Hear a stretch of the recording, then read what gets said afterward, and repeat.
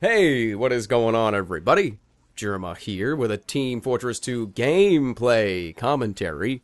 And tonight, gonna be playing as the Medic. It's been a million years. I know, I'm sorry. My last Medic video was like at least 2 months ago.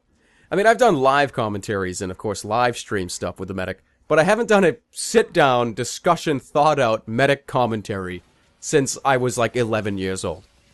We are going to change that right now. Going to talk about the Kritzkrieg. Going to bring up why it is my favorite out of all the Mediguns. Well, there's only 3, but it is my favorite out of the 3. There's a couple of different reasons for that, and I will get into them. But I also want to talk about computer upgrades in this video as well, because I just bought a bunch of them, and I spent all last night putting it all together. And it can be kind of a headache, and it can be really irritating sometimes. But the end result is awesome. I have pretty much a brand new computer. Well, it's like taking the engine out of a Chevy and putting it into something else, you know what I mean? It's still the same case, but it's got different stuff in it. And of course I want to tell you what stuff I put into it. But first, we're going to talk about the Kritzkrieg right now!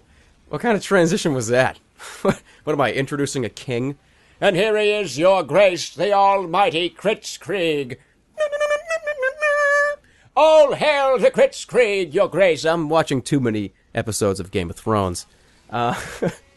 Anyways, the Kritzkrieg is my favorite pub Medigun. Now, specifically because of the word I just used, pub. This is the easiest Medigun to jump into a game and just play with, because you never really have to coordinate Ubers. This is the only Medigun where if you pop an Uber on somebody, Kritzkrieg on someone, it doesn't matter if you timed it right, or if there's a sentry around the corner or something like that. When you use the Kritzkrieg, you are gonna get some benefit no matter who you do it to, or when you do it. As long as you're weary of people's reload times, that's the number one thing you need to remember. Because if you pop a Kritzkrieg randomly on a soldier, a demo man, or really anybody that has to reload their weapon, you're kind of putting yourself in a bad situation, because they might not even have anything to shoot. And even if they do, even if they have 1 or 2 rockets or 1 or 2 grenades or something, you put them into freak-out mode, because they go, why? How many times has that happened to you? It happens to me all the time when I get Kritzkrieged, and I have 1 rocket or 2 rockets inside of my rocket launcher, and I go, okay, hold on, do I shoot? No, reload, and you can make the person really, really uncomfortable. So remember that when you have your Kritzkrieg ready to go. Besides that, and of course knowing where enemies are, and if there's going to be more than 1 or 2 people around a corner, that's the only coordination you need with the Kritzkrieg, at least in a public game standpoint. Now with the Ubercharge, or even with the Quick Fix, you need to know where sentries are. You need to know who to Uber, you need to know when to do it. But with the Kritzkrieg, a lot of that pressure is taken off your shoulders, and you just become a healer. You don't have to worry about really anything else, and if you Kritzkrieg somebody, oh, I Kritzkrieg that soldier. What did he do, kill 2 people? Sick! Nice job, dude! It's not like with the Uber, where you do it to somebody, turn a corner, sentry's there, sentry doesn't go down, and everyone is just like... That doesn't really happen. But it does need to be noted that this kinda carefree Kritzkrieg... I just made a tongue twister right there. Kinda carefree Kritzkrieg. This style only really works when there's another medic on the team that's using regular Uber, or you're on defense. Because obviously if you're on offense and there's a bunch of sentries around, you're not going to be able to really push anywhere, so keep that in mind. So with that, let's transition to talking about computer parts. I want to bring up this because I'm so excited. I just got 3 new additions to this little home of a computer here. I got a GTX 670, and I used to have a GTX 470.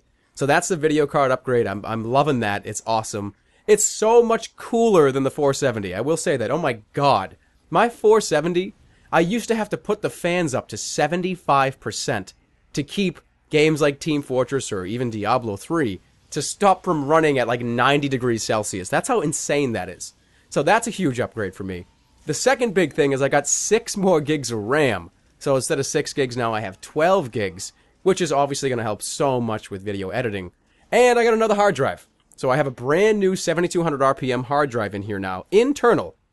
I was using an external hard drive for a lot of my recording stuff through eSATA, so I'm glad to throw that thing in the garbage, get rid of it. I hated that thing. The one thing I could not upgrade, which it's kinda, if you're gonna do that, you might as well buy a new computer. I wanted to upgrade the processor. I have a 950, i7 950 in here. It's overclocked, and it's getting kind of old, which scares me a little bit. But I couldn't really do anything about it. I think the sockets in this thing, in this motherboard, only allow the old generation i7s, so I wouldn't even be able to get one of the new ones. I'm not that concerned about it, though. I got these upgrades. I'm good to go for a while. I'll cross the processor bridge when I have to, but for now, I'm fine. So that wraps up this video, guys. Thank you all so much for watching. I really do appreciate it, and I'll catch you guys all soon. So take care, everybody.